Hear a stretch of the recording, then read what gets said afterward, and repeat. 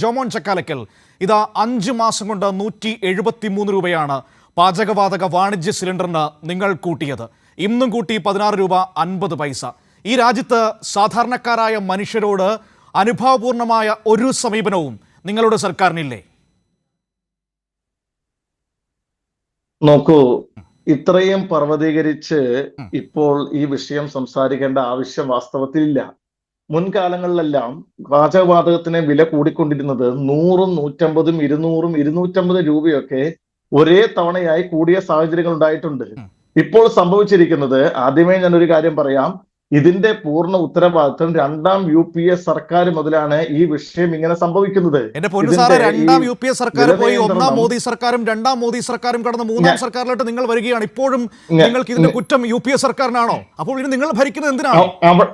ഇവിടെ ഇത് താളം തെറ്റുന്നത്, ഞാൻ പറഞ്ഞു വന്നത്, അന്താരാഷ്ട്ര വില നിലവാരത്തിൽ വരുന്ന വ്യതിയാനങ്ങൾ നമ്മുടെ മാർക്കറ്റിലും സംഭവിക്കും. അങ്ങനെ സംഭവിക്കുന്ന ചില കാര്യങ്ങളാണ് ഇവിടെ സംഭവിച്ചിരിക്കുന്നത്. അങ്ങനെയാണെങ്കിൽ ക്രൂഡ് ഓയിലിന്റെ വില $70 കുറഞ്ഞ് 2014 നിലയ്ക്ക് സമാനമായിട്ടും അതിന്റെ ആനുകൂല്യം ഈ നാട്ടിലെ ജനങ്ങൾക്ക് ലഭിച്ചിരുന്നില്ല.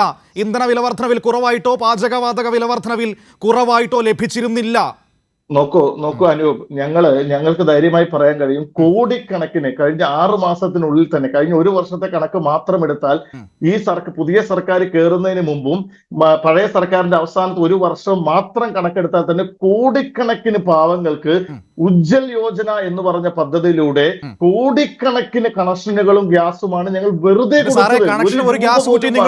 പിന്നീട് ഗ്യാസ് നിറയ്ക്കാൻ ആ പാവം പോകണമെങ്കിൽ എവിടെ പോകും? ഈ കണക്കിന് വില കൂട്ടിയാൽ എങ്ങോട്ട് പോകും? നോക്കൂ, അല്ല, നിങ്ങൾ അതിനെങ്ങനെ രാഷ്ട്രീയമായി രാഷ്ട്രീയം വേണ്ടതേ, രാഷ്ട്രീയവൽക്കരിക്കുന്നതല്ല. ഒരൊറ്റ ചോദ്യമുള്ളൂ, ഈ നാട്ടിലെ സാധാരണക്കാരായ മനുഷ്യന് ജീവിക്കേണ്ടേ? നിങ്ങൾ എന്ത് രാഷ്ട്രീയം വേണമെങ്കിലും പറഞ്ഞോളൂ, ഈ നാട്ടിലെ സാധാരണക്കാരായ മനുഷ്യന് ജീവിക്കേണ്ടേ? ഇപ്പോൾ ഈ വാണിജ്യ സിലിണ്ടറിന് വില കൂട്ടിയിരിക്കുന്നു. ഇത് ഏതൊക്കെ തരത്തിൽ നമ്മളെ ബാധിക്കുമെന്നത് ഞാൻ പറയാതെ തന്നെ നിങ്ങൾക്കറിയാമല്ലോ.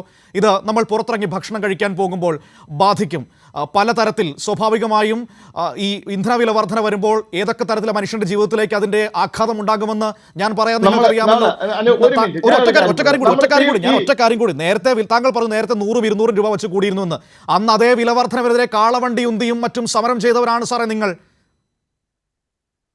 ഞാൻ പറയുന്നത് കൃത്യമായിട്ട് താങ്കൾ കേൾക്കണം. ഒരൊറ്റ കാര്യം പറയട്ടെ, 2, 3, 4 വർഷങ്ങൾക്ക് മുമ്പ് ഞങ്ങൾ എങ്ങനെയാണ് വില നിയന്ത്രിക്കുന്നത് എന്ന് നിങ്ങൾ തിരിച്ചറിയണം. ഇവിടെ 2, 3, 4 വർഷങ്ങൾക്ക് മുമ്പ് UPA സർക്കാർ ഇവർക്ക് കൊടുത്തിരിക്കുന്ന അധികാരം വെച്ച് ഇവർ 200, 250 ഒക്കെ കൂട്ടിക്കൊണ്ടിരുന്ന ഒരു കാലമുണ്ടായിരുന്നു. നമുക്ക് 2300, 2500, 2700 വന്ന സമയം ഈ വാണിജ്യ സിലിണ്ടറുകൾക്കുണ്ട്. ഇന്ന് 2000 പോലും ആയിട്ടില്ല. ഞാനത് 20 രൂപയുടെ കുറവേ ഉള്ളൂ 2000 ആകാൻ. അതൊരു വലിയ ഔദാര്യമായി അങ്ങ് കാണരുതേ. അതൊരു വലിയ ഔദാര്യമായി അങ്ങ് കാണരുത്. 2300, 2500 ആയിക്കോട്ടെ സാർ, ആയിക്കോട്ടെ ജോമോനെ, ആയിക്കോട്ടെ, സമ്മതിച്ചു, ആയിക്കോട്ടെ. അങ്ങനെ ഒരു കാലഘട്ടം ഉണ്ടായിരുന്നല്ലോ. ആ കാലഘട്ടത്തിനെതിരെ സമരം ചെയ്ത് വന്നവരാണല്ലോ നിങ്ങൾ. അപ്പോൾ പിന്നെ നിങ്ങൾ ഞങ്ങൾ ഇപ്പോഴും ഈ വിഷയത്തിൽ ഞങ്ങൾ പറയുന്നത് അന്താരാഷ്ട്ര വില നിലവാരത്തിൽ വരുന്ന വ്യത്യാസം മാത്രമല്ല, എല്ലാ മാസവും 1-ാം തീയതിയാണ് ഇത് വർദ്ധിപ്പിക്കുന്നത്. അതിന്റെ ഭാഗമായി ഒരു സ്വാഭാവിക പ്രക്രിയ മാത്രമാണ് ഇന്ന്. അല്ല, ഈ 1-ാം തീയതി വർദ്ധിപ്പിക്കാറില്ല.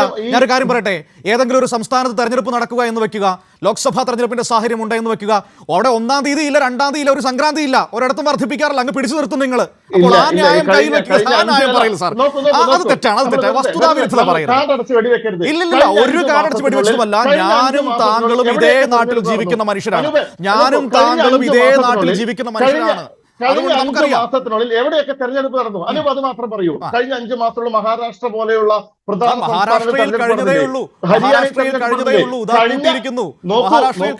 കഴിഞ്ഞ 5 മാസത്തിലും 1-ാം തീയതി അതിനു വേണ്ടിയിട്ടാണെങ്കിലും അങ്ങ് സമ്മതിക്കുന്നുണ്ട് കഴിഞ്ഞ 5-ാം തീയതി കഴിഞ്ഞ 5 മാസം വില വർധനവുണ്ടായിരുന്നുവെന്ന്. നിങ്ങൾ ഈ പറയുന്ന വാദങ്ങളിൽ ഏതെങ്കിലും തരത്തിൽ തരിമ്പും ആത്മാർത്ഥതയുണ്ടെങ്കിൽ ഞങ്ങൾ ഇപ്പോഴും പറയുന്നു, വില വർധനവിൽ ഭാരതീയ ജനതാ പാർട്ടി ആയാലും ഈ സർക്കാരിനായാലും വില വർദ്ധിക്കുന്ന ജനങ്ങൾക്ക് ബുദ്ധിമുട്ടുണ്ടാക്കുന്ന ഒരു പദ്ധതിക്കും അല്ലെങ്കിൽ ഒരു കാര്യത്തിനും ഞങ്ങൾ അനുകൂലമല്ല. അപ്പൊ ഇത് ജനങ്ങൾക്ക് വലിയ സന്തോഷമാകുമെന്നാണ് അങ്ങ് കരുതുന്നത്? ഇന്ന് കൂട്ടിയിരിക്കുന്ന ഈ 16 രൂപ 50 പൈസയും കഴിഞ്ഞ 5 മാസം കൊണ്ട് കൂടിയ 173 രൂപയും ജനങ്ങൾക്ക് ഒരു അനുഗ്രഹമാണ്, ജനങ്ങൾക്ക് വലിയ സന്തോഷമാണെന്നാണ്. നിങ്ങൾ കുറയുന്ന സമയത്ത് നിങ്ങൾ പറയുന്നില്ല. 2600, 2700 ഉണ്ടായിരുന്ന വാണിജ്യ സിലിണ്ടർ ഇന്ന് 2000 താഴെ വരുമ്പോ കുറഞ്ഞിരിക്കുന്ന ഒറ്റയടിക്ക് 300 രൂപ കുറഞ്ഞ സന്ദർഭമുണ്ട്. ഒറ്റയടിക്ക് 270 നിങ്ങൾ 10 രൂപ കുറച്ച് ശ്രീ ജോമോൻ, ഇതെന്താ പരിപാടി എന്നറിയാവോ? ഇത് നേരത്തെ ഡോക്ടർ തോമസ് ഐസക് ആണ് ഒരു ഉദാഹരണം പറഞ്ഞിട്ടുണ്ട്. മറ്റേ ഈ നമ്മൾ പേഴ്സ് പോക്കറ്റ് അടിച്ചിട്ട് എന്നിട്ട് ആ പൈസയിൽ എടുത്ത് വണ്ടിക്കൂലി കൊടുക്കുന്ന ഇടപാടുണ്ട്. ആ പരിപാടിയാണ് ഞങ്ങൾ ഒരു കാര്യം പറയട്ടെ. ഈ പാവങ്ങൾക്ക് ഇപ്പൊ ഇന്ന് വരെ ഗ്യാസ് എന്താണെന്നറിയാത്ത എത്രയോ ഷെഡ്യൂൾ ട്രൈബിലുള്ള ആളുകൾക്ക്, ഷെഡ്യൂൾ കാസ്റ്റിലുള്ള ആളുകൾക്ക്, കോടിക്കണക്കിന് ആളുകൾക്കാണ് ഞങ്ങൾ ഗ്യാസ് കൊടുക്കുന്നത്. നിങ്ങൾ ഉജ്ജ്വല യോജന പ്രകാരം ഗ്യാസ് കൊടുത്തു. ആ ഒരു കുറ്റി നിറയ്ക്കാൻ ആ മനുഷ്യൻ പെടുന്ന പാടിനെ കുറിച്ച് നിങ്ങൾ ചിന്തിച്ചിട്ടുണ്ടോ? ആ ഒരു കുറ്റി നിറയ്ക്കാൻ ആ മനുഷ്യൻ പെടുന്ന പെടാപ്പാടിനെ കുറിച്ച് ചിന്തിച്ചിട്ടുണ്ടോ? അതിന് നൽകിയിരുന്ന സബ്സിഡി എവിടെ പോയി? ആ സബ്സിഡി എങ്ങനെ ഗ്യാസ് ആക്കി എന്നതിനെ കുറിച്ച് നിങ്ങൾ ചിന്തിച്ചിട്ടുണ്ടോ? ഒരൊറ്റ മിനിറ്റ് പറയൂ. ഇവിടെ നമ്മുടെ നാടിന്റെ ഒരു വ്യവസ്ഥ നമുക്കറിയാം. ഞാൻ അങ്ങനെ കേരള സർക്കാരിനെയും കുറ്റപ്പെടുത്താൻ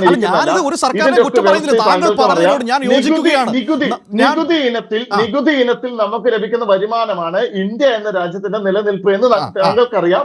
കേരളത്തിന്റെ നിലനിൽപ്പ് നികുതി ഇനത്തിൽ ലഭിക്കുന്ന വരുമാനമാണ് നമ്മുടെ മറ്റ് ഇൻഫ്രാസ്ട്രക്ചർ, നമ്മുടെ മറ്റ് വികസനങ്ങൾക്ക് നമ്മൾ ഉപയോഗിക്കുന്നത്. സ്വാഭാവികമായും ഇത്തരത്തിലുള്ള സാഹചര്യങ്ങളിൽ നികുതി ഇനത്തിൽ വരുന്ന തുക അത് കുറയുന്ന സമയത്തും ഇതേ ജനങ്ങൾക്ക് തന്നെയാണ് അത് ഗുണമായി ഭവിക്കുന്നത്. നിങ്ങൾ നോക്കൂ, ഈ ഉജ്ജ്വൽ യോജനയ്ക്ക് പണം മോഡിയുടെ പോക്കറ്റിൽ അതായത് ഇതുപോലെ വിലവർദ്ധനവുണ്ടാക്കി ആ നികുതിയിൽ നിന്ന് ലഭിക്കുന്ന പണം മറ്റു വികസന പ്രവർത്തനങ്ങൾക്ക് ഉപയോഗിക്കുന്നു എന്ന ന്യായമാണ് താങ്കൾ മുന്നോട്ട് വെക്കുന്നത്. കേന്ദ്ര സർക്കാർ അല്ല സഹോദര കൂട്ടുന്നത്. കേന്ദ്ര സർക്കാർ കൂട്ടുന്നത് ഇത് പെട്രോളിയം കമ്പനികൾ അന്താരാഷ്ട്ര വില നിലവാരത്തിൽ ഈ പെട്രോളിയം കമ്പനിയൊക്കെ ഇത് കൂട്ടുന്നു നിങ്ങൾക്ക് പറയാം, ന്യായത്തിന് പറയാം. ആ പെട്രോളിയം കമ്പനിയെ ഈ വില കൂടലിന്റെ സമയത്ത് നിയന്ത്രിക്കാനുള്ള അധികാരം നിങ്ങൾക്കില്ലേ? അതിന് വേണ്ടിയിട്ടല്ലേ നിങ്ങളെ ചുമതലപ്പെടുത്തി അങ്ങോട്ടേക്ക് അയച്ചിരിക്കുന്നത്. അതല്ലാതെ അവിടെ പോയി കൈയും കെട്ട് നോക്കിയിട്ട് അയ്യോ പെട്രോളിയം കമ്പനികൾ കൂട്ടുന്നു, ഞങ്ങൾക്കൊന്നും ചെയ്യാനില്ല എന്ന് അയ്യോ പാവം പറയാനാണോ നിങ്ങളെ പറഞ്ഞു വിട്ടിരിക്കുന്നത്? ഒരൊറ്റ മിനിറ്റ് ഞാൻ താങ്കളിലേക്ക് സമയം പറഞ്ഞില്ലേ? ശ്രീ രജി ലൂക്കോസ് കൂടി വരട്ടെ. ഞാൻ വരാം ശ്രീ ജോമൻ, ഞാൻ താങ്കളിലേക്ക് വരാം.